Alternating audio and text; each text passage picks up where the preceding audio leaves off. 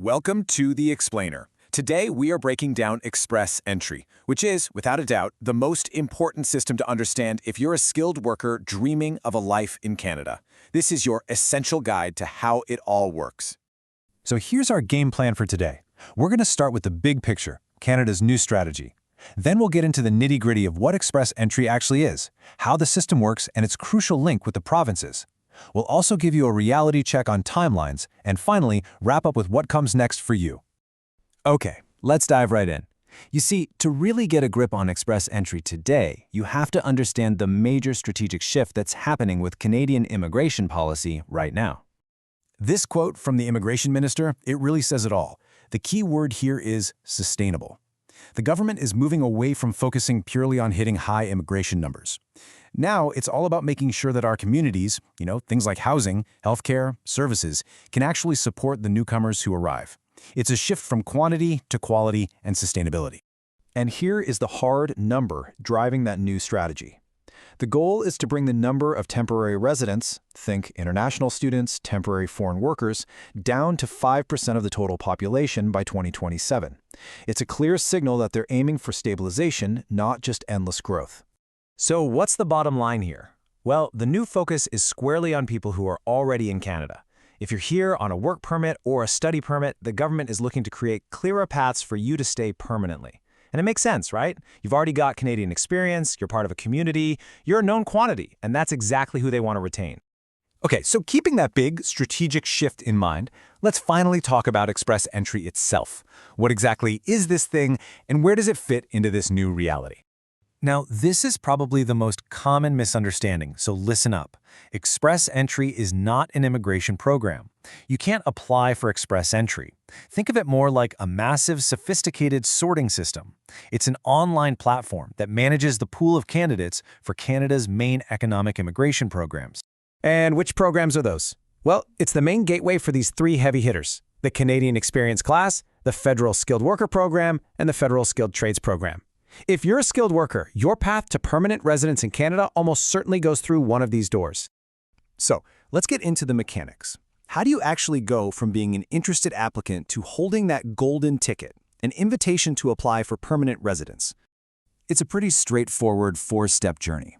First, you figure out if you're eligible for one of those programs we just mentioned, and you create an online profile.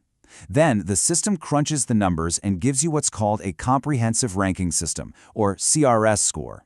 That's your points total. From there, you're placed into a pool with all the other candidates, and if your score is high enough during a government draw, you get that all-important Invitation to Apply, or ITA.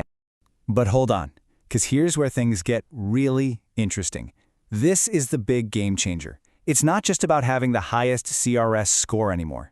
Now, the government also does category-based draws. This means they're specifically targeting people with work experience in certain fields or with certain language skills that Canada's economy desperately needs. Your profession matters more now than ever before. In this chart, it shows you exactly what the government is looking for in 2025.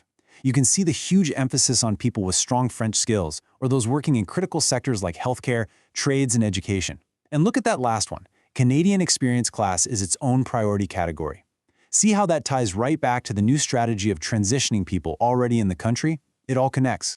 Now, Express Entry isn't just a federal thing run out of Ottawa. The provinces themselves play a massive role in selecting who gets invited, and they tailor it to their own unique needs. They do this through what are called Provincial Nominee Programs, or PNPs. Essentially, provinces like Ontario or British Columbia can go shopping in the Express Entry pool. They look for candidates who are a perfect match for their local job market, and they nominate them. And let me tell you, getting one of those nominations is a gigantic boost to your profile. This slide lays out the difference perfectly. The federal system has a 30,000-foot view, right? It's trying to solve labor shortages across the whole country. But the provinces, they've got their boots on the ground. They're trying to solve very specific regional problems, like needing more nurses in northern Alberta or tech workers in Vancouver. It's a powerful two-level system. All right, let's tackle the million-dollar question. How long does this all take? It's time for a quick reality check based on the latest data. Looking at these official processing times, you can see why they call it Express Entry. The streams that run through the system are just, well, faster, a lot faster. Look at the Canadian Experience Class at just 5 months. Compare that to a provincial application that doesn't go through express entry. Wow, 19 months. That's a huge difference in waiting time. We've covered a ton of ground: the strategy, the system, the process, the timelines. So let's pull it all together and talk about the key things you need to remember for your own path forward. If you only take away 4 things from this explainer, make it these. Number 1, Canada's new motto is sustainability, with a big focus on in-Canada applicants. 2, remember, express entry is the sorting system, not the visa itself. 3, it's a 2-part equation now: your overall score and your specific occupation or skills. And 4, don't sleep on the provincial nominee programs. They are an incredibly powerful route. Of course, this has been the 101 level course, the big overview, but we know you want more of the nitty-gritty details. So get ready, because we're going to be releasing detailed explainers on each of these 3 main programs: the CEC, the FSWP, and the FSTP. We're going to break down eligibility, strategy, everything you need to know, so make sure you stay tuned for those. And that leaves us with this final, critical thought. In this constantly evolving landscape, just meeting the minimum requirements isn't enough anymore. The real question is, how can you strategically position yourself and your skills to perfectly align with what Canada needs, not just today, but tomorrow?